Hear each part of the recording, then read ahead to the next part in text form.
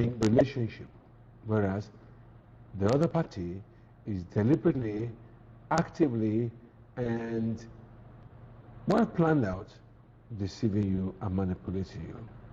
Sometimes the person being manipulated may not even know that he or she is being manipulated. All you just know is that somebody close to you is getting so fond of you and is helping you out for one thing or the other. But the truth is, the person is manipulating you. Manipulation always has an ulterior motive. And the ulterior motive in manipulation is that the manipulator is having a reason for doing that. It's a well planned out thing that it starts from the individual studying you first to know your weakness.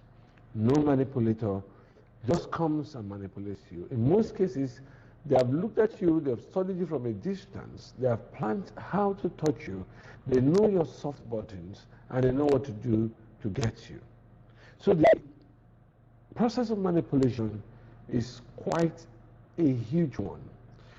People do it over and over again. Children manipulate their parents, and parents manipulate children. At times, manipulation may seem benign, or may sound like somebody is flattering you. It may even look as if the person has your highest concern in mind. But in reality, manipulation is meant to achieve an ulterior motive, a hidden agenda. Sometimes it comes in the form of a veiled hostility. The person is against you, wants to see your downfall, but it comes to you like a friend that is an enemy. So when abusive methods are used in manipulation, like a man that beats his wife regularly, that beating itself is a manipulative mechanism to get the woman to do his bidding. He has found that by talking to you, he's not able to get what he wants from you, and so it results to violence. So abusive relationships is manipulation, but this time the objective is power, control, and to be in charge of your life. You may not realize that you are being unconsciously intimidated. You find out that each time you have an argument with your significant other, it results in an attack. It results in a violent outburst. It's not because the man is violent per se, but there's something that is pushing him to do what he does. Beating you, shouting on you, intimidating you, all is to control your life. So the question this evening is, are you in an abusive relationship? You may not even know. Because the tactics of many manipulators is so benign and veiled, V-E-I-L, smoke screen, covered up, that you may not really know you are being manipulated. Because the moment you know that you are being manipulated, you will likely not give in. I have 12 questions I want you to ask yourself this day. If 6 of them are true, then you are being manipulated. Out of 12, if 6 applies to you and your relationship, you are being manipulated. 1, you sometimes feel confused about what your partner really wants. Does that sound? You've heard that before? Yes. You sometimes feel confused about what your partner really wants. And you keep on asking yourself, what have I done wrong? Why doesn't he like me? What is it, my soup? Is it my dressing? No. If it's true you go through this, you may have to ask yourself, am I being manipulated? That's not the only thing, because there are other questions that will prove it. 2, when you feel your partner takes advantage of your giving, you have a gift of giving, and your partner never gives you, but always taking advantage of your giving nature. In other words, every little thing, can I have some money from you? Can you give me this? Can you give me that? If you love me, you will have given me. For God so loved the world that he gave, so what are you going to give me? Really? Have you asked him to give you something back? And that's where the fight starts. Maybe you ask yourself this question. Number 3. Even when I do something that pleases my partner, the positive feeling never lasts. Bought him a nice shirt and said, oh, thank you very much for the shirt. Yes. What about the thing you promised me yesterday? What has happened? The issue of the shirt has been overwhelmed by some other things you did wrong. You bought him a nice shirt, and in 10 minutes' time, he's asking you, why is the soup not ready? Why is this thing not ready? Your good never seems to last. Number 4. Maybe sometimes when you're around your partner in the house, he visits you, you are married in the bedroom, that you always feel taken for granted. You always feel as if he can do anything to you. He doesn't respect you. You feel taken for granted. I'll give you an example of this. Your partner decides to organize a party for you without asking you about your opinion regarding who to invite. Your partner, you are married, and your partner invites his mother to the house and assumes that you know about it and that you don't even have any exception to his mother coming. Doesn't ask you. You are driving out on the road with your partner, and he suddenly stops. What are you doing? I want to see my sister. He branches off to another street, and he doesn't talk to you about it. And when you ask him, he didn't tell me that you're going to see your sister. I said, oh, do I have to take permission from you? Does it happen? Or maybe, number 5, you find out that you seem to work harder on the relationship than your partner does. The onus is always on you to put in your best, to do all you can, and he doesn't seem to do anything. The job is always on you to impress him, to do everything possible to make the relationship work. And he keeps telling you, you are not doing anything to make this thing work. I will leave you. Number 6, you realize that your partner has a very strong impact on what you think about and what you feel. He's always telling you, he controls your thoughts. He tells you, why are you thinking that way? Think only this way. Feel, oh, you feel sad. Oh, if you continue to feel sad like that, I won't visit you again. There's always a threat to what you say. There's always a threat to what you do. There's always a threat to anything that he doesn't like. A good relationship has space for you to be yourself. When your partner doesn't allow you to be yourself and eventually tells you what to do, how to feel, and what to think, then somebody is manipulating you or intimidating you. Or you're in this relationship and you feel that you are trapped and there's no way out. You just feel as if you've been locked up, you've been arrested, and your partner wants to know where you are going to, who you are talking with, who was on the phone, why do you have to visit your mother? Your mother comes to this house and everything's always as if you are in police custody. Or you feel that you have no choice. I know nobody wants a divorce, nobody wants to live in marriage, but when your partner makes you feel that if you go away from here, you're going to die, if you go away from here, you fall sick, if you go away from here, nobody will love you like me, that's a red flag. Or you don't feel as good about yourself in this relationship as you once did. So you started a relationship maybe in 2018, and it was every wonderful.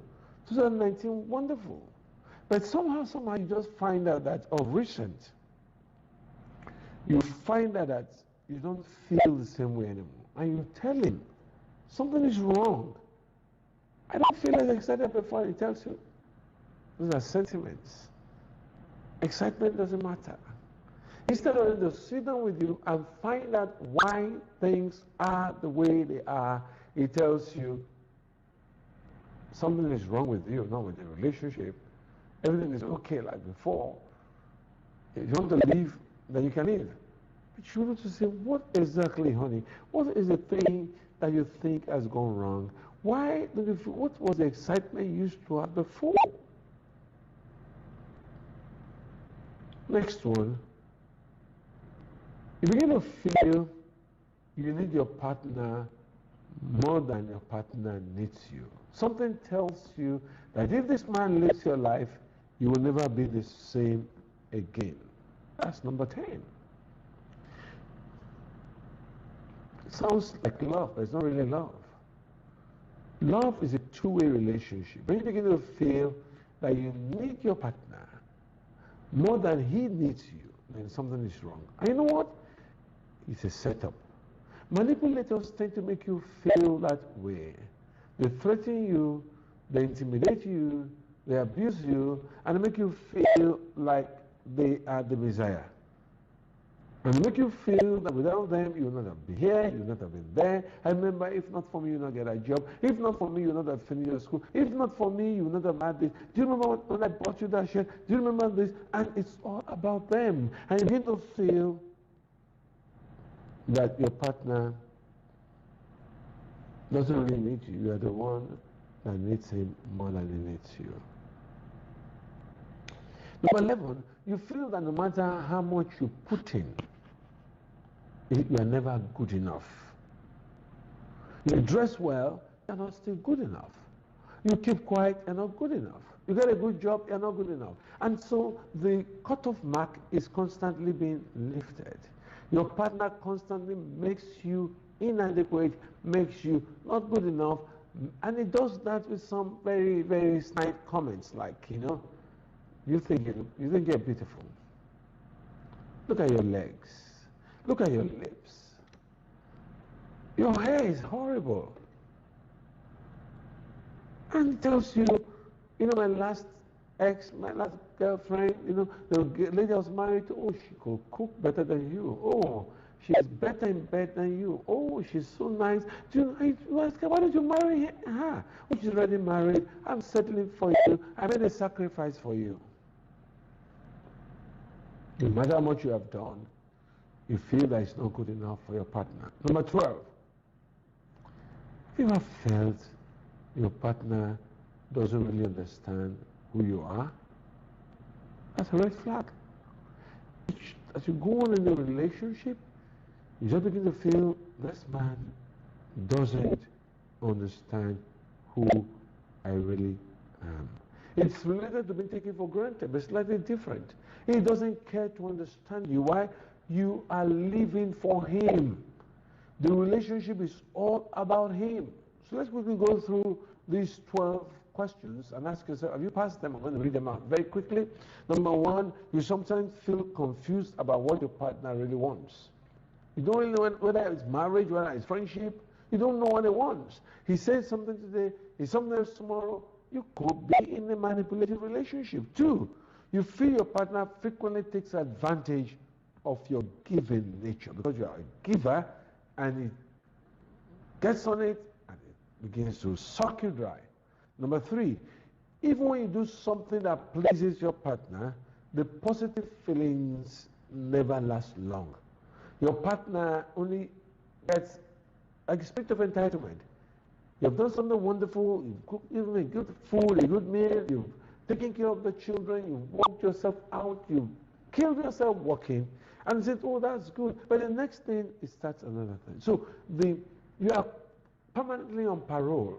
You are being examined, you are being, nothing you ever do pleases him for long. Number 4,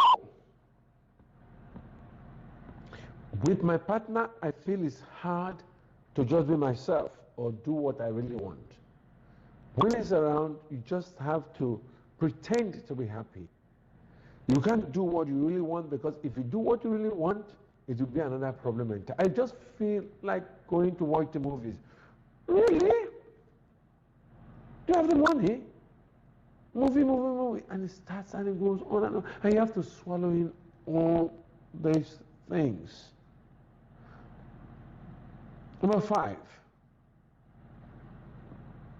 I repeat, number 5, you just can't be yourself. Number 6, anytime you're around your partner, you feel taken for granted.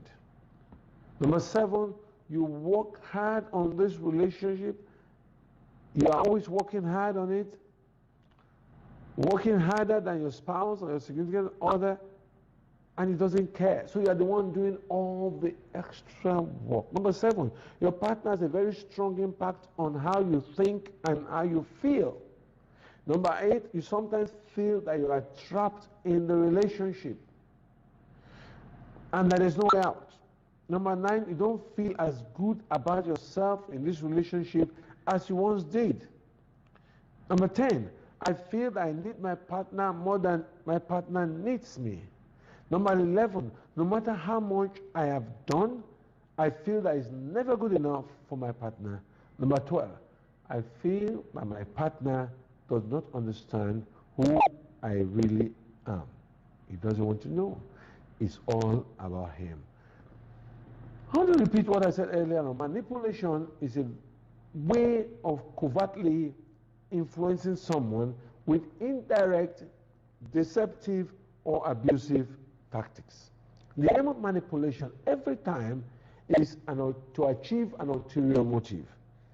And when abuse comes in particular, it's talking about power and control.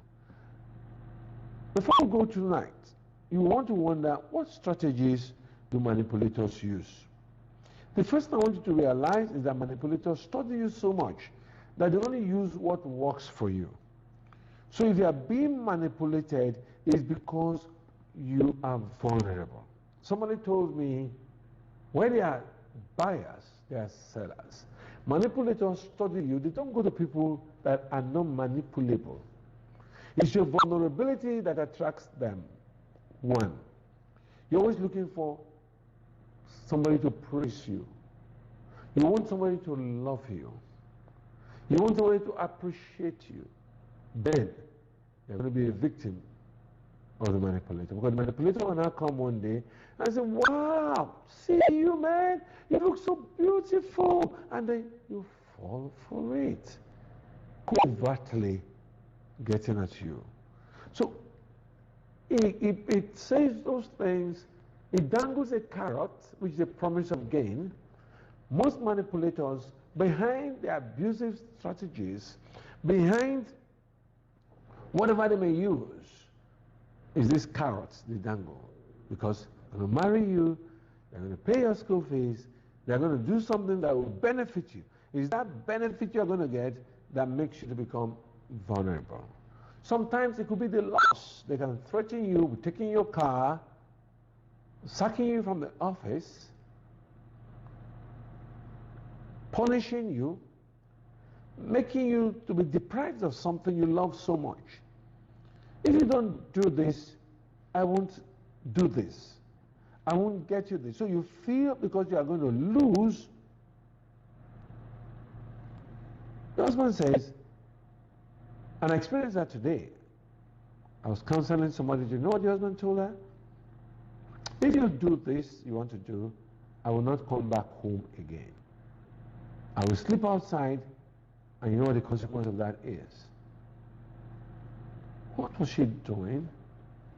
She was going to work, the work she's been in for like 10 years, and the husband wanted her to resign.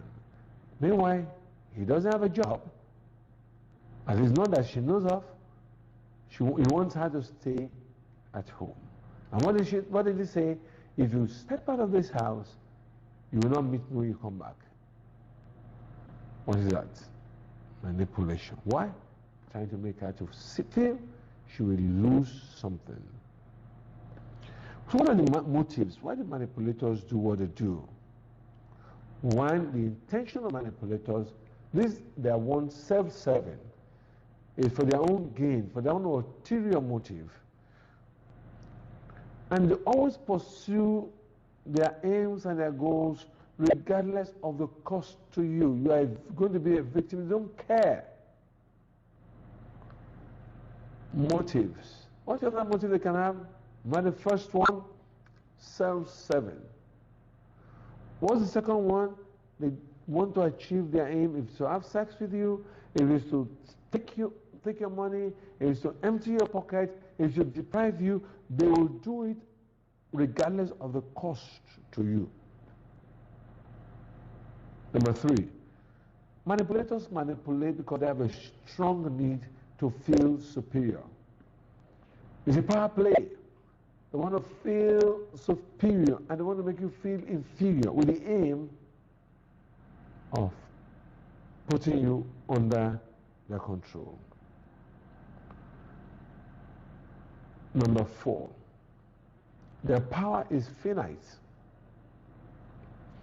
If you exert power over them, they will retaliate in order to gain back the control they feel they are losing. So if you tell them, I'm not going to give you this because I don't want you to manipulate me, they will not stop at that. They will find a way back to embarrass you so as to collect the power back from you. Manipulators never let power go out.